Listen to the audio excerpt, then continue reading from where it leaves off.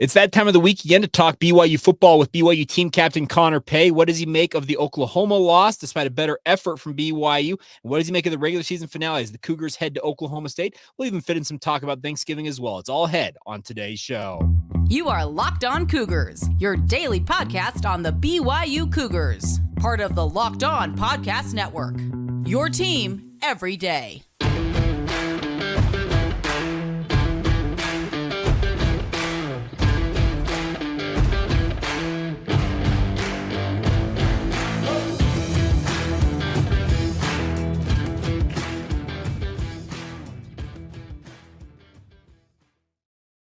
What's up, everybody? I'm Jake Hatch, your host here on Locked On Cougars, your resident BYU insider. Thank you for making Locked On Cougars your first listen of the day. Thank you to all of you who are everydayers with us right here on the Locked On Podcast Network. This is your original daily podcast focused on all things BYU. And today's show is brought to you by our title sponsor over in Prize Picks. Go to prizepicks.com/LockedOnCollege. Use the promo code LockedOnCollege for first deposit match up to $100, all courtesy of Prize Picks. It's daily fantasy sports made easy.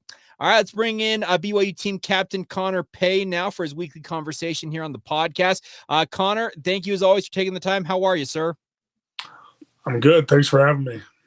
Absolutely. So let's start here. A pretty hard-fought loss in that game against Oklahoma. It felt like at times you guys were like on the cusp of going ahead, and it felt like if you guys ever did take a lead in that game, you guys very well may not have relinquished it. Give me your overall sense of how you feel you and your teammates performed against the Sooners. Well, I mean, I'm proud of the way we fought, and you know, we faced some adversity in that game, and you know, for the most part, we responded well to it and got ourselves back in the game each time. And you know, from an offensive perspective, I think, you know, I mentioned this, you know, during some media stuff that I did earlier, but you know, that was the first time really this season that our offense has been run or felt like it was running the way it was supposed to run all year long. And, you know, that was a good feeling to kind of get that back. But, you know, at the end of the day, a couple too many mistakes that ended up costing us the game. What made, okay, so I'll ask you this from your perspective, what caused the offense to get in gear finally? Did you guys do something different in practice? What was it? No, we really didn't. I think, you know, it was more each guy doing their job and executing properly. And, you know, I feel like we've talked about this a bunch over the course of the season, but it's just the truth. It's the reality of what it is. You know, we were be one or two guys away on every play all season long from our offense looking like that. And, you know, it's when all 11 guys do their job on a play, you're going to execute pretty well. And when you string those plays together, then your offense really gets moving and gets some momentum, can move the ball down the field. And so really it was just consistency of all 11 guys doing what they were supposed to do, play in and play out. What did you make of Aiden Robbins and his performance? Is that what you've been expecting from him all season long? Absolutely. I mean, that's what we all knew he could be. That's what we all knew he was, you know, and that's how he was in training camp before his injury. And then, you know, trying to battle through those first games, like you knew that he wasn't quite himself. And now back fully healthy, along with the offense doing our part to get him the looks and the lanes that he needs, and, you know, and then him running through a few people, you know, which is what he loves to do and what he's great at. You know, I'm really proud of Aiden and the way he played, and that's exactly, I expected nothing less from him, you know, and I'm glad we could do a better job this week of helping him out. All right, we got to ask the topic du jour, though, the ill-fated pick six. What happened? What went wrong in your opinion? It's just a tough read. You know, I mean, almost, you know, there's tons of plays, you know, across college football and especially in our offense that have some type of RPO or fail-safe thing attached to it, just in case the look isn't what you want, or if they're just giving you something that's wide open. And, Jake would be the first one to tell you that you never should have thrown that ball. And, it was just a misread of what was going on in the defense. And, and that's hard. That was a hard one. That was a hard one to come back from, but I am proud of the way the offense responded to that and came back on the next drive and scored to tie up the game, to give ourselves a chance. So, well, and that's the thing. I'm going to echo kind of what Aaron Roderick said in media availability this week. He said the exact thing. He said the one thing I really liked about that play that people failed to note is that Jake chased that guy over 100 yards downfield trying to make a tackle. And then, as you mentioned, Connor, he goes back out there, drives you guys right down the field and punches in a touchdown and gets you guys, as you said, tie that game up. I think A-Rod used the term, it was a character-defining moment in his opinion. And I think that you and your teammates probably can respect the fact that the quarterback tried to make good on a pretty big mistake. Yeah, no, that's for sure, because if I wasn't going the other direction, I would try to chase him too, but probably get outrun very quickly. But if I would have thrown the pick, I would have tried to chase him down too. There's a couple different scenarios where you get like a massive juice or surge of energy. It's when you do something really good or you do something really bad on the field and you try to fix it. You kind of you kick it into a different gear. And that's what you saw with Jake when he, was running as hard as he could, trying to catch that guy. But, and I was like, I was,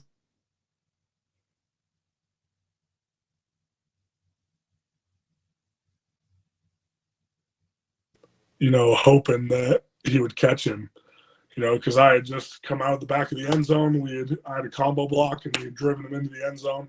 Mm-hmm. And in my mind, I'm like, oh, we just blew these guys off the ball. This is an easy touchdown. And then I turn around and there's someone running the opposite direction with the football. And I'm like, what the hell is going on? And so I see Jake chasing him, and they kind of got far enough away to where I couldn't really see anything. So I was just looking up at the Jumbotron on the far end. Yeah. Seeing Jake close on him, not quite get there. So, yeah, no, that was a tough play, but I'm proud of the way Jake responded, to that moment, because that's what it's all about. It's you're going to make mistakes, you're going to screw things up, and obviously that was a big one. But how you respond to those moments really kind of defines who you are as a player. So I'm proud of him for the way he responded to that. I want to ask you another question about Jake. We'll get to that here in just a minute. Before we do that, though, do need to get a word in on our friends over at Prize Picks. Now, we've been talking about Prize Picks for quite a while now, and the best part about Prize Picks is they are daily fantasy sports, the largest daily fantasy sports platform in North America. They are the easiest, most exciting way to play daily fantasy sports, and it's simply put, it's just you versus the numbers. Instead of battling thousands of other players, including pros and sharks, you pick more or less on stat projections for 2 to 6 players and watch the winnings roll in. You win up to 25 times the amount that you bet any single game that you play with our friends over at Prize Picks. And the best part is you can do it with football and also with basketball underway. You can do that, or you can combine the two. The best part is you can go online and have fun with this. They also offer a reboot policy that if your entries stay in play, even if one of your players gets injured. For football and basketball games, if you have a player who exits the game in the first half and does not return in the second half, that player is rebooted. Prize Picks is the only daily fantasy sports platform with an injury insurance policy. And the best part is you can play along a number of luminaries and social media stars, guys like Meek Mill, comedian Andrew Schultz. You can now find community plays under the promos tab each week to find what they're picking and go head to head with them as well. So have some fun, my friends, and get on it with our friends over at Prize Picks. Go online to prizepicks.com/lockedoncollege right now. Use the promo code LockedOnCollege for a first deposit match of up to $100. You heard that right. prizepicks.com/lockedoncollege is the website. Use the promo code LockedOnCollege for a first deposit match up to $100 and get on it today with our friends at Prize Picks. Daily fantasy sports made easy. Thank you once again for making Locked On Cougars your first listen of the day, my friends. Hope you're having a fantastic Wednesday, the day before Thanksgiving. A number of you probably out and about, as they say, going over the hill and through the woods to grandmother's house you go. But nonetheless, continuing to talk here with Connor Pay. Now, Connor, I wanted to ask you, in terms of Jake Retzlaff as a quarterback, now you've had the opportunity this season to snap to two different quarterbacks. So I'm going to ask you a similar question for both he and Kedon Slovis, but I guess I can probably combo this. What is the biggest difference between the two and the biggest similarity between the two? Does that make sense? Yeah. I think the biggest difference between the two is probably just the legs. Okay. I think Jake's kind of instinct is to run and to kind of run around, try to extend plays or, leave the pocket, which isn't exactly my favorite thing all the time because I don't exactly know where he's at ever. But, where Kedon is more of a traditional pocket passer, wants to go through his reads and, then extend the play at the very end if he has to. Where I think Jake is a lot more quick to bolt. So I think that might be the biggest difference, the biggest similarity between the two. That's a good question. I don't know if I've ever thought about it this way. I would say, we talked about kind of Kedon's poise a lot throughout the year. Jake has a lot of that too, where he's, he's emotional, but he's also pretty level-headed. Okay. Like, to come back out from after throwing a big pick six like that and be like, okay, here we go. Let's roll. We're going to run our offense and roll right down the field. That was very Kedon-esque of him and the way he kind of commanded the huddle. So I would say that was, a similarity between the two of them. Okay, I'm not asking you to tip your hand when I ask this question, but when during the week do you as an offense find out who is going to be starting for you guys at quarterback typically? Honestly, probably not till Thursday or Friday. Okay. It's, outside of like injury situations where it's like, okay, we obviously know this person isn't playing. But if it's because sometimes, honestly, sometimes they'll split the reps evenly until the very end. Okay. And so we don't really know who it's going to be until we're told. And sometimes that's not till Friday. So. Does it change for you at all as a center? Because you're obviously, I'm sure you talk to the quarterbacks, like where do you want this snap to hit, or do you essentially just say do the same thing regardless of who's be under center? Same thing, really, especially since we run so much shotgun. Okay. That it really doesn't make that big of a difference. If we were a team that was primarily under center, I think it would be a little bit different. Just because kind of the mechanics of that and where the quarterback puts their hands, where I snap the ball to, everyone's a little bit different.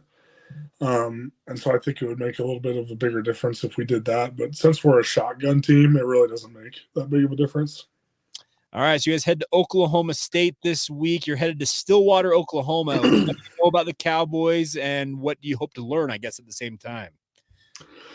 I don't know much about the area, just because I've never been there. I've had friends who have played there, and then obviously Caleb came from there. Yeah. And so a lot of what we know about the team has come from, what Caleb's told us about it and what Oklahoma State was like, and then obviously what we've seen on tape. And so excited to go play them. A lot of respect for them. They've won some big games and beat some good teams. And, they want a chance to, compete in a conference title if a few other things happen, and we want a chance to play in a bowl game. So a lot to play for on both sides of the ball, so it's going to be exciting. Now, obviously, this has been a big topic of conversation that you guys are chasing bowl eligibility, but on their side, chasing the Big 12 title game berth potentially. So there's a lot of motivation on both sides. I want to get your perspective on this. How important is it to you to go out and get that sixth win and be able to extend the season by another few weeks or so? Oh, it's huge. It's our last chance to do this. If you don't win, your season ends. It's like the playoffs. It's like a playoff vibe where it's win or go home, literally. And so, it's extremely important because regardless of what happens, this is the last time this exact team will be together. Everyone from seniors, and everyone's going to move on with life or try to go to the league or do whatever. And the team's going to be different next year. Mm-hmm. And so it's our last chance for us as a family to play together. And you want to extend that for as long as possible, outside of, kind of how much fun the bowl weeks are and, getting to go to a cool place, play against maybe a team you don't traditionally play against. And, you get your bowl gifts and all that stuff. All that stuff's fun. But, none of that compares to the opportunity and the chance you get to play together one more time. And so it's huge for us. It's a do or die situation. Now, you mentioned Caleb and his familiarity with Oklahoma State, having played there. Is his knowledge of the Cowboys more advantageous for BYU's defense and Coach Hill, or does it help you guys on offense as well? I don't know. I think it probably helps us more just because the way he viewed Oklahoma State was from our side of the ball. Mm-hmm. And it was like, hey, I played against these guys in practice all the time. Like, this is what this guy likes to do, or they like to do this or this or this, and so I don't know. I think it probably benefits us more for that reason, just because he's in the room every day and can add insights here and there as we're watching film and seeing things. And, and so, I'm sure it would help Coach Hill too, to, maybe try to find a few tendencies in their offense or something. But, the style of offense they run with how fast they go and some of the things like that can be a little bit challenging. But no, it's definitely a benefit on both sides. Do you know of Coach Gundy and his reputation at all? Does he have because I know a lot of fans out there have this perception of him. He has the mullet and all this type of stuff. He's a pretty straight shooter. Do you guys as players pay much attention to that? No, I don't know really much about the guy at all, to be honest with you. Okay. Well, he's an interesting guy, put it that way. Like, grew a mullet just because he wanted to. And so he's a Oklahoma State alum. Like, he has been there forever, and he is a unique character. And I think in all of the coaching fraternity, honestly. And so it'll be interesting to see how that have you ever, I'm sure you've seen a game of Oklahoma State where they're hitting those paddles on those pads. Have you seen that? No. So they're fans on the sidelines. You're going to see this. It's kind of interesting the way they make noise. The fans. Yes. Okay, yes, I have seen that. Okay. It's kind of the same thing like LES, Lavelle Edwards Stadium, where fans are pounding their feet on the aluminum and obviously making it rattle. By the way, did you hear some of the comments from Oklahoma fans and Oklahoma players saying it's maybe the loudest environment, the most raucous environment they played in this past week? I did hear it. I mean, we've been trying to tell people that. Yeah.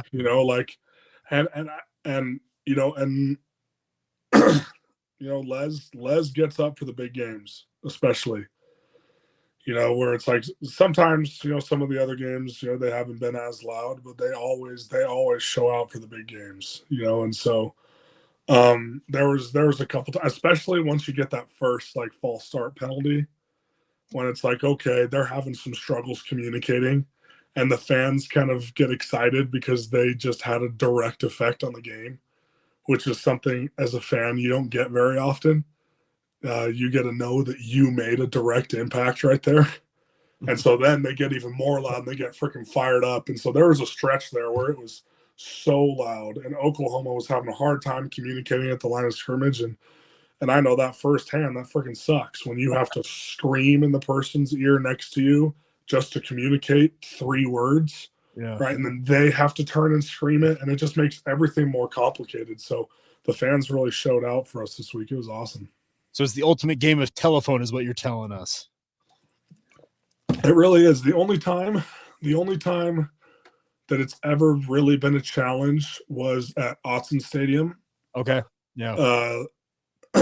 Last season, when we played Oregon, and thankfully we didn't have any snap issues. I could hear the clap pretty clearly, but that stadium is so jam-packed. Everyone is so close to you that it gets really loud. And so if Jaron wanted to make a check at the line of scrimmage, or I was switching a protection or a call, I was so hoarse after that game because I literally had to turn this direction and scream at the top of my lungs, turn that direction, scream. And it really makes things harder. And so I think sometimes the fans don't realize how big of an impact they can have on the game in that way.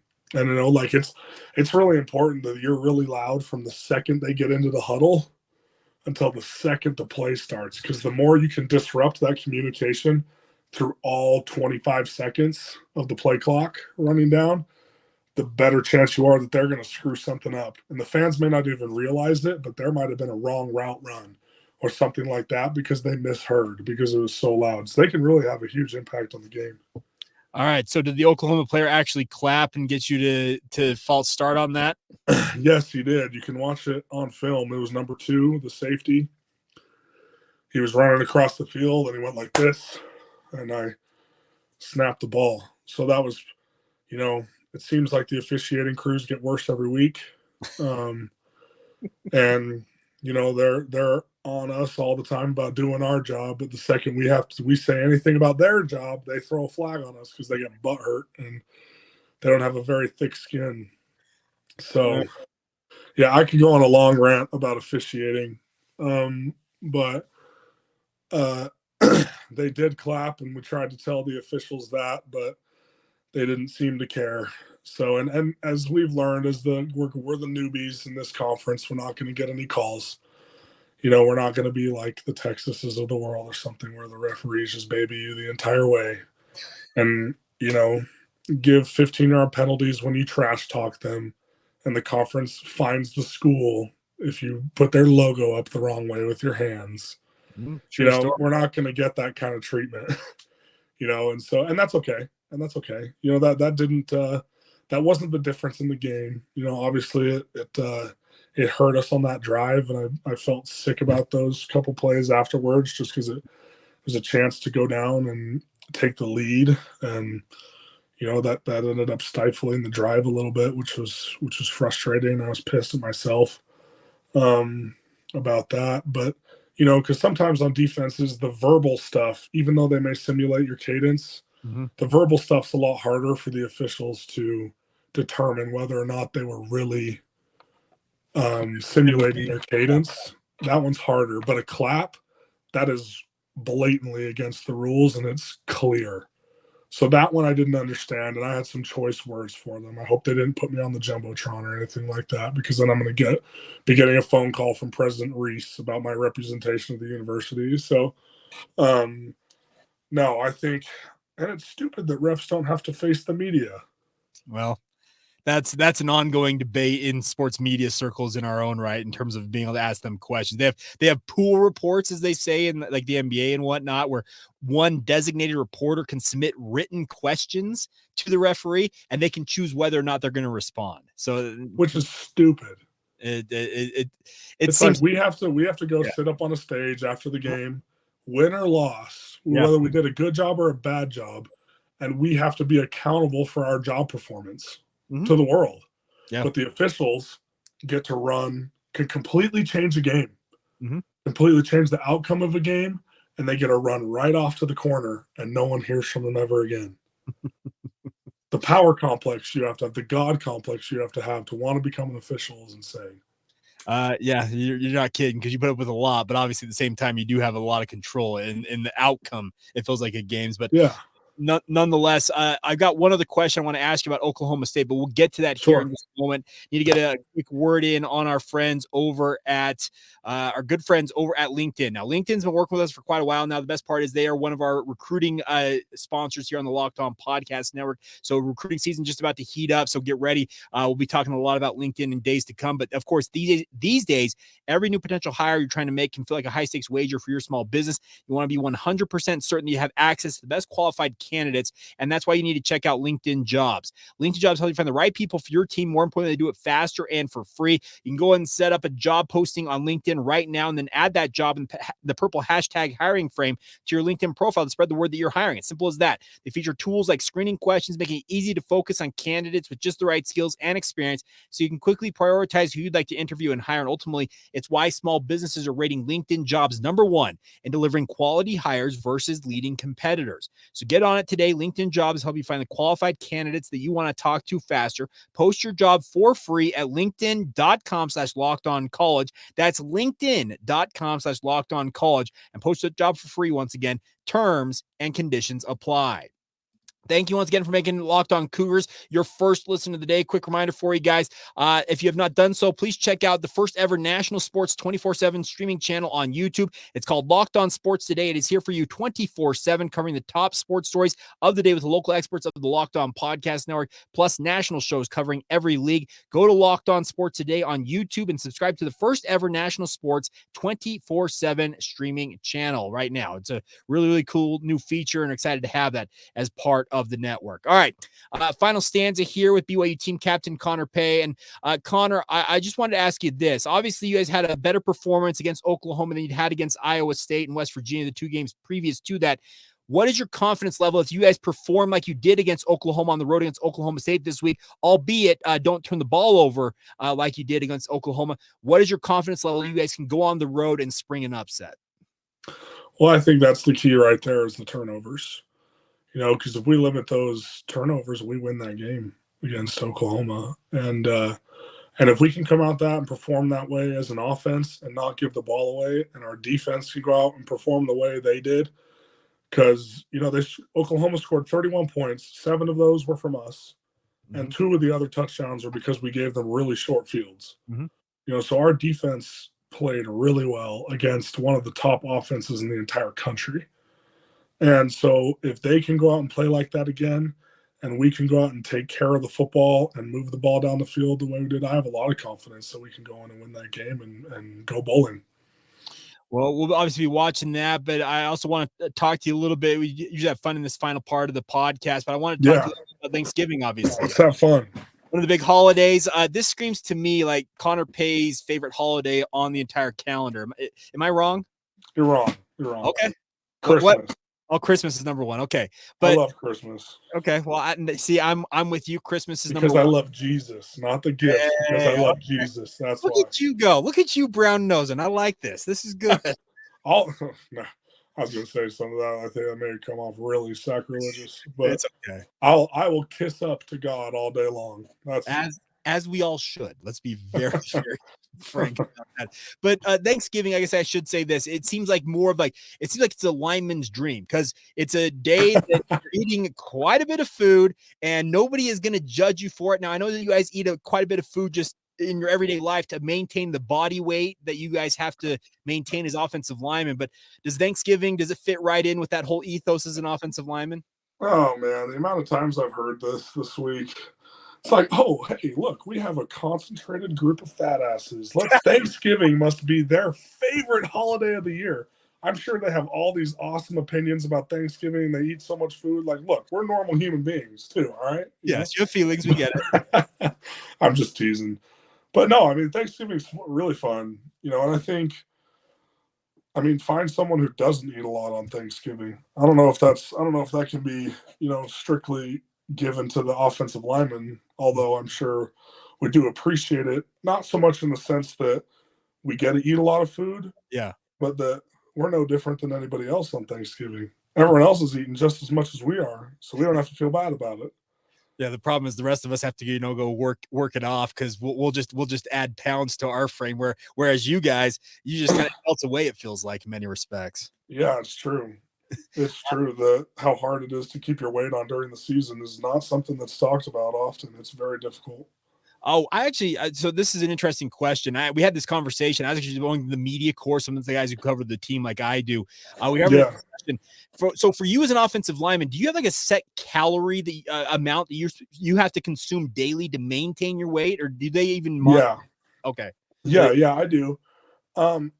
I'm a lot more strict on it in the off season, because during the season, it's kind of just, you have to keep the weight on at all costs. You know what I mean? And so, with school and my scheduling and all that, sometimes the meals come at weird times, or in the off season, I can kind of regiment it a little better. Mm-hmm. But for me and my body, and kind of what I've worked out with the nutritionist, is if I want to maintain my weight during the season, I have to cross the 6,500 mark.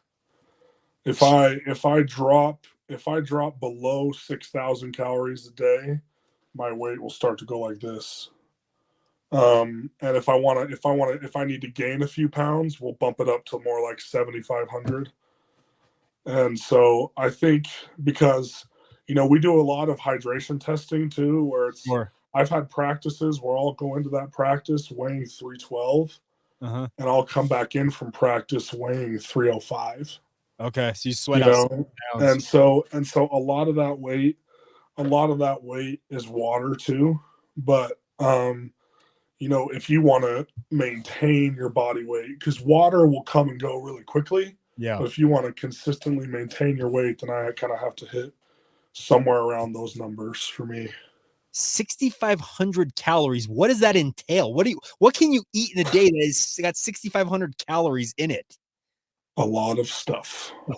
Fair enough. A lot of stuff. It's the random proteins every couple hours. I have breakfast, then I have a snack, then I have lunch, then I have a snack, then I practice, then I eat dinner, then I have a snack, then I eat dinner again at like 9:30. And so it's and those snacks are like 2 chicken breasts and 3 cups of rice. And so it's like that's what a snack is. And so that's honest truth for me. That's the worst part about playing football for me is how much you have to eat. Because I'm just not as ironic as it is, I'm not a huge eater. Okay. In terms of I don't like giant portions. And so that's something I have to I'm almost eating myself almost sick every day just to maintain my weight because I'll just lose too much. Okay. And so that's easily the hardest part for me about football is just having to eat like that every day. It sucks. Okay.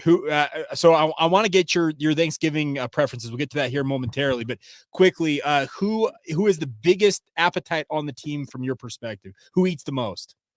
Oh man. Nice Lamahe's got to be in there. Okay. Ironically, Tyler Little. What? Tyler Little's in there. That dude has whenever we have a team meal at the hotel here, anywhere, he has that plate stacked to the brim. And he just spends 30 minutes just munching on it. And then the dude just gets jacked. He doesn't even really gain any weight. And I'm like, what are you doing, dude? How does your body work like that? The man eats so much food. Ask anyone who's been to the hotel with him at a game or sat by him at Legends or something. He'll just have this mountain of food on this plate in front of him. All right. So, Tyler Little and Nysa. All right. I'll have to follow up on that with some other people and see if we can confirm that via hashtag sources or some stuff. Yeah. All right. So Connor, when it comes to your Thanksgiving plate, what is on it? What I guess what's your first course? Are you stuffing as much as you can on there, or do you have a set plan for how you attack things? Not really. I mean, I do love Thanksgiving rolls. Okay. So I'll go lighter on the turkey so I can have more rolls. Because and we got to be honest with ourselves, turkey is such a mediocre meat. It really is. It really is. And so it's oh yeah, everybody does it on Thanksgiving, but it's it's not even in my top 5, And so it's it's dry. You can put gravy or something on it, or have good stuffing with it to kind of spice it up. But it's I'm not excited for the turkey. The rolls are really good. They usually have sides of other kinds of meat at my house. And so I'm excited about those. And then the desserts for me, though, pie and ice cream. That's where I make my money on Thanksgiving. What kind of pie or pies do you opt for? I would say apple pie or pineapple cream pie. Or wait, was it pineapple cream pie? I don't think I've ever heard of a pineapple cream, but I'm very intrigued. No, that's not what it was. Banana cream, key lime. I don't know. No, I can't remember the name of the pie. Okay. Well, hey. This is embarrassing. Well, while you think about it, I can just tell you this: at the Hatch household, if we had it our way, now we obviously spend time with extended family and everything with both my wife and I's family here. If my wife and I had it our way, we'd be ham on Thanksgiving. That's it. We turkey ain't it at the Hatch household. Yeah, no. And anyone who says otherwise is kidding themselves. They're just doing it for the sake of tradition, not because they actually love turkey. Oh, is it coconut cream pie? Yes. Coconut cream. Okay, good choice. That's a solid choice right there. All right. What did I say? You said pineapple. Pineapple. And I'm intrigued if somebody could make a pineapple cream pie. That sounds absolutely No, it was coconut. It was coconut. That's what it was. Coconut cream is good. I don't know why I said pineapple. Now, my favorite pie is a little bit off the beaten track. I don't know how many people have actually had it, but I am a sour cream lemon guy. Okay. Nice. That is my pie du jour. But if it's number 2, it's either apple or pumpkin, one of those two. So. Nice. All right. Yeah. Last thing for me, Connor. What is is there anything outside of turkey that's like just a no-go on your plate? Because I can tell you, green bean casserole, it gets nowhere near my plate. I'm right there with you. Okay. Anything that has the color or the word green in it is not going anywhere near my plate. Not a salad. Nowhere near. No, I don't think I've had a salad in probably 5+ years. Oh, geez. Maybe on my mission as like a courtesy, because like you don't say no, when someone's offering you food. So I'm sure I had it on my mission. But before that, it's probably been a decade outside of my mission since I've had a salad. If I want a leaf, I can go pull one off a tree outside. You know what I'm saying? Like, I don't need someone to put it in a container and make it look all fancy. You just put sauce on it and shake it up anyways. Like, what's the point of a salad? Nothing. Well, when you get as old as I do, salads start to become part of the repertoire. So I think it's maybe just it's an old person thing, Connor, I guess is the easiest way to say it. When I get old, I will find a way to lift or exercise to the point where I never have to eat salad. Well, you and we're way over time here. Have you heard the Al Michaels thing that he has never knowingly eaten a vegetable in his life and he's 74 years old? And I'm sure he's in great health. Al Michaels is that legend. He calls Thursday Night Football now for Amazon. He's done it for Monday Night Football. He's on Super Bowls. He's got the Miracle on Ice. He called that in the 1980 class. He looks great. And yeah, he's doing his thing. So absolute myth that you need to eat freaking green stuff and vegetables to live for a long time.